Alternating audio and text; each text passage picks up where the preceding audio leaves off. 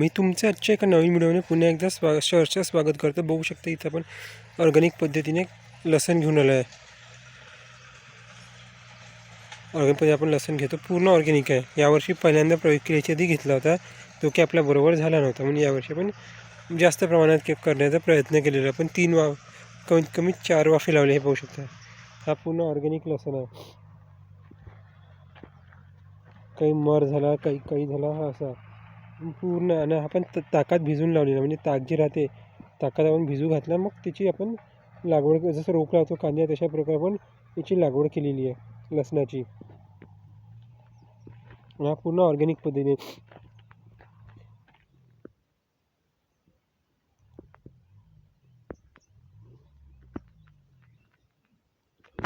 कमीत कमी आपण 5 किलो लसण वापरलेलं. पहिले आपण 3 किलो आणलं, मग कमी गेल्यामुळे थोडीशी जागा शिल्लक राहिल्यामुळे आपण अजून 2 किलो आणलेलं आहे. म्हणून आपल्याला 5 किलो आपल्याला लसण आपण इथं वापरलेलं. पूर्ण लसण आहे, पाहू शकता ऑर्गॅनिक पद्धतीने. हे पाहू समोर वांगी आपली ऑर्गॅनिकच आहे. उद्या आपला तोडायला ऑर्गॅनिक वांगीचा.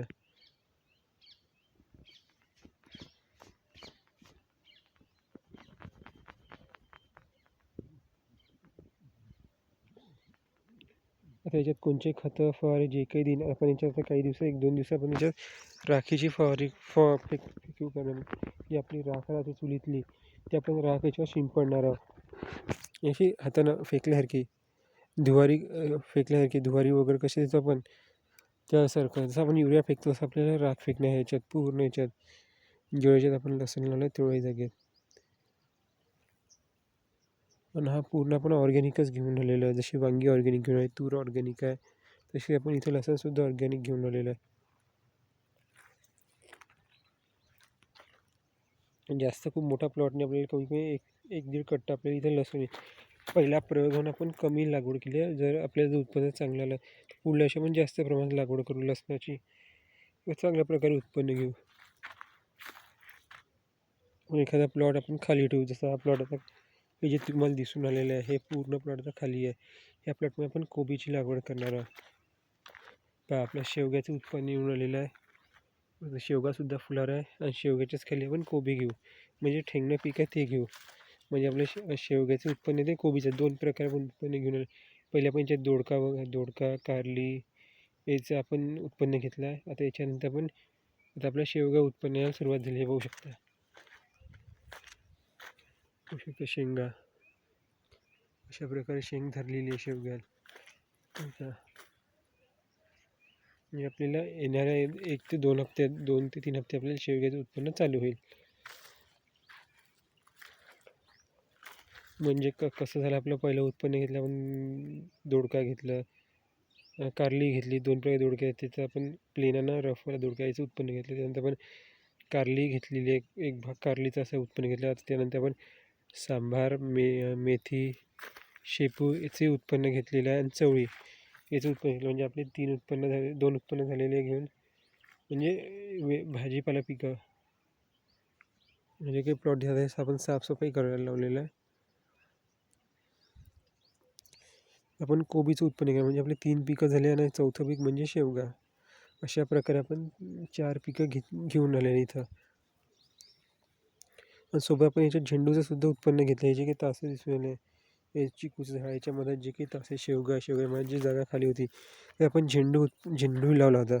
म्हणजे आपले 5 प्रकारे पिकं झालेली आहे. म्हणजे पहिलं आपलं झालं दोडका झाला, त्याच्यासोबत आपण रफवाला आणि प्लेनवाला दोडका आपण 2 लावले. ते सोबत कारली लावली, म्हणजे काही तास दोडक्याची, काही तास कारलीचे, याचे उत्पन्न झालं. त्यानंतर आपण लावला चवळी लावली होती, शेपू, सांबार याचे उत्पन्न झालं. म्हणजे एका वेळी आपण 3 पिकं घेतली, म्हणजे शेपू, सांबार, चवळी एक प्लॉट आपण असं घेतलेलं आहे.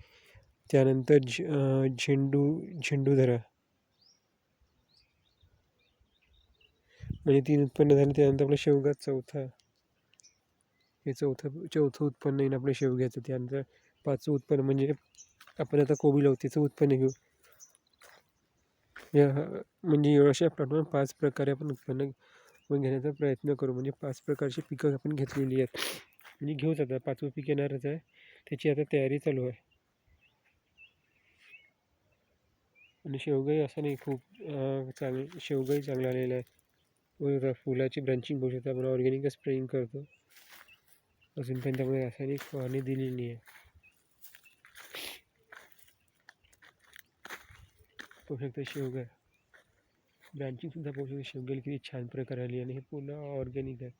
आपण याच्यात ताक, अंड, संजीवकाचा फवारणी करू. पण ड्रिंचिंग आपण शर्टरस देत असतो. आवळ्यापासून जे बनते शर्टरस आपण त्याची ड्रिंचिंग देत असतो.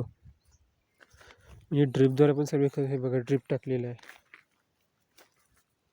ड्रिपद्वारे आपण सर्व विद्रव खत लिक्विड स्वरूपात आपण सर्व खत याच्यात देतो. हे शेवगा आहे. काही काही शेवग्याला भार सहन नाही झाला, शेवगाही वाकलेला आहे. इथे एक शेंगा पण एकाच जागी 2 शेंगा, 2, 3, 4 अशा एका जागी 4-4, 5-5 शेंगा आहे. जर तुम्हाला व्हिडिओ आवडला असेल कृपया करून लाईक, शेअर, सबस्क्राईब आणि कमेंट करायला विसरू नका, जेणेकरून माझ्या अजून नवीन पिकाबद्दल माहिती पण पाहू शकता. अर्धा एकरही जागा नाही, पाव एकरपेक्षाही कमी जागा, तरी आपण 5 प्रकारचं उत्पन्न घेऊन आलेलं आहे.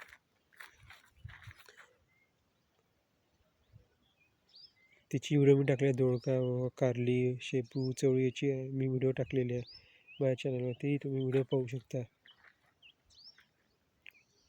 जास्त म्हणजे गोमूत्राचा उपयोग करतो, ताकाचा उपयोग करतो, गाईचं शेण राहते याचा पण उपयोग करतो. सध्या आपण एक खाली केलेली जागा तयार करण्यात आली कोबीकरिता.